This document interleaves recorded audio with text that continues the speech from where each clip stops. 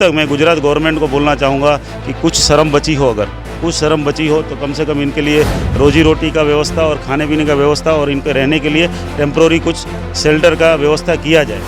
हर वो चीज़ जहाँ से प्रॉफिट निकलता है, चाहे BSNL हो, चाहे रेलवे हो, चाहे हिंदुस्तान एरोनॉटिकल लिमिटेड हो, चाहे ये जखाऊ बंदर हो, जहाँ से प्रॉफिट निकलता है वो प्राइवेट हाथों में बेचना चाहती है।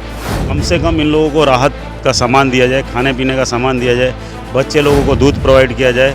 जो बच्चे अभी हमने देखा कि 15-15 दिन के बच्चे हैं, उनके लिए धूप में रहना कितना मुश्किल हो रहा है, उनके माताओं के लिए कितना मुश्किल हो रहा हो, उनके लिए कहीं पे यहाँ से भले अगर यहाँ पे सुरक्षा का मुद्दा है तो 5 किलोमीटर दूर, 10 किलोमीटर दूर कहीं पे उनको एक कॉलोनी बसाई जाए। नमस्कार, आप देख रहे हैं न्यूज़ डिक्शनरी। इस समय हम अबड़ासा विधानसभा में हैं और मेरे पीछे देख रहे हैं ये जखाऊ पोर्ट है और यहाँ पे तकरीबन 5 दिन पहले हज़ारों घर को डेमोलिश कर दिया गया प्रशासन द्वारा। ना ही कोई नोटिस दिया गया और ना ही किसी प्रकार की सूचना।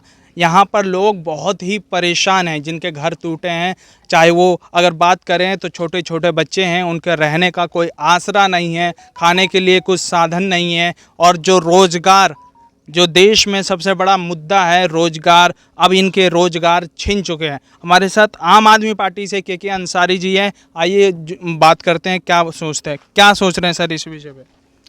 जखाऊ एक गुजरात का ऐसा बंदरगाह है जो लगभग मच्छीमार लोगों के लिए, मच्छी जो मारते हैं, फिशरमैन हैं, उनके लिए सबसे बड़ा बंदरगाह है और सबसे ज़्यादा टर्नओवर करीब साल के 4,000 से 5,000 करोड़ का टर्नओवर है। जैसे एक भाई ने बताया कि प्रॉन्स जो झींगा है सबसे ज़्यादा यहाँ से एक्सपोर्ट किया जाता है। कहने का मतलब है कि एक बहुत रेवेन्यू वाला एक पोर्ट है जो गुजरात गवर्नमेंट द्वारा ही 2005 में इसका उद्घाटन किया गया। आप देख रहे हैं कि पीछे एक सरकारी स्कूल बनाया गया, आंगनवाड़ी है, मंदिर है यहाँ पे। तो कहने का मतलब है इतना व्यापारी स्थल होने के बावजूद यहाँ पे बेंगलोर के लोग हैं, बेंगलोर से 25-30 साल पहले, 35 साल पहले आके बसे हैं। भावनगर, सोमनाथ, वेरावल, काफ़ी जगह से लोग आके यहाँ पे बसे हैं, गुजराती आके बसे हैं। कम से कम यहाँ पे 35,000 से 40,000 लोगों का रोजी रोटी चलता है और 12 से 15,000 लोगों को रोजगार मिलता है।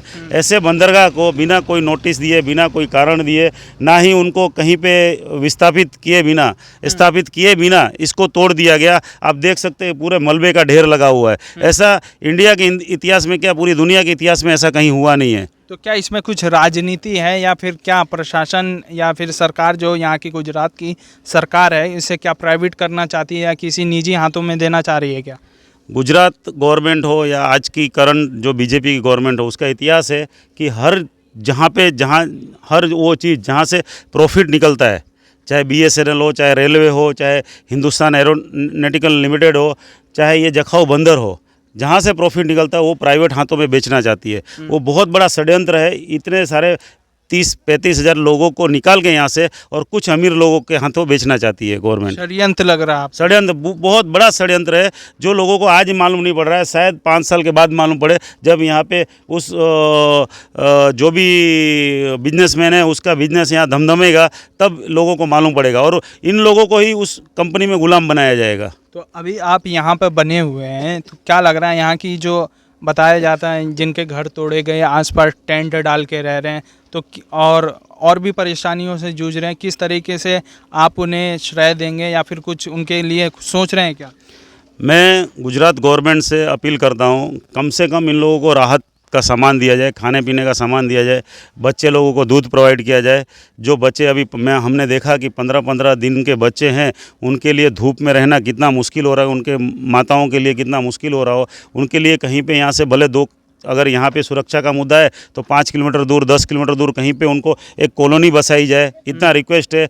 नहीं तो ये लोग फिर बेरोजगार हो जाएंगे, कुछ हो जाएंगे, तो इनकी जवाबदारी कौन किसकी रहेगी? सरकार की ही रहेगी। सरकार की रहेगी। हाँ। तो आखिर सरकार इस तरह के कार्य मतलब क्या मंशा होती है? क्योंकि हमने गुजराती में कई जगह देखे, डिमोलिश करके या फिर उनको प्राइवेट निजी हाथों में दे दिया जाता है, या फिर उसके बाद टूटता है जब मकान, तो गरीब भटकता है। गरीब भटकेगा, ज़रूर भटकेगा। और गरीब आज ये लोग बहुत बेसहारा हैं। मैं आम आदमी पार्टी की तरफ से इतना ही बोल सकता हूँ कि हमारी सरकार आएगी तो इनके लिए अच्छी कॉलोनी का स्थापना करेगी, अच्छे रोज़गार के अवसर प्रदान करेगी, इनके बच्चों के लिए अच्छे स्कूल बनाएगी। लेकिन जब तक मैं गुजरात गवर्नमेंट को बोलना चाहूँगा कि कुछ शर्म बची हो, अगर कुछ शर्म बची हो तो कम से कम इनके लिए रोजी रोटी का व्यवस्था और खाने पीने का व्यवस्था और इनके रहने के लिए टेम्प्रोरी कुछ शेल्टर का व्यवस्था किया जाए।